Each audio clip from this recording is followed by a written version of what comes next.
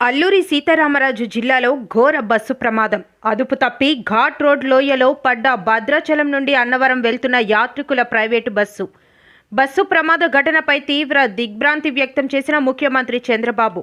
సహాయక చర్యలు వేగవంతం చేయాలని ఉన్నతాధికారులకు సీఎం ఆదేశం. అల్లూరి సీతారామరాజు జిల్లా చింతూరు మారేడుమిల్లి మధ్య ఘాట్ రోడ్లో ఘోర బస్సు ప్రమాదం సంభవించింది. చిత్తూరు నుండి యాత్రికులతో వస్తున్న ప్రైవేట్ ట్రావెల్ బస్ భద్రాచలం దర్శనానంతరం అన్నవరం వస్తుండగా ప్రమాదం చోటు చేసుకుంది. డ్రైవర్లకు ఘాట్ రోడ్డు ప్రయాణంపై అవగాహన లేకపోవడం వల్లే ప్రమాదం సంభవించినట్లు పలువురు పేర్కొంటున్నారు. ఘాట్ రోడ్ మలుపులో బస్సు వెనుకకు జారి లోయలో పడిపోవడంతో 9 మంది యాత్రికులు మృతి చెందగా పలువురికి తీవ్ర గాయాలయ్యాయి. ప్రమాద సమయంలో 2 డ్రైవర్లతో సహా 37 మంది బస్సులో ప్రయాణం చేస్తున్నట్లు తెలిసింది. క్షతగాత్రులను చింతూరు ఆసుపత్రికి తరలించి వైద్య సేవలు అందింపచేస్తున్నారు.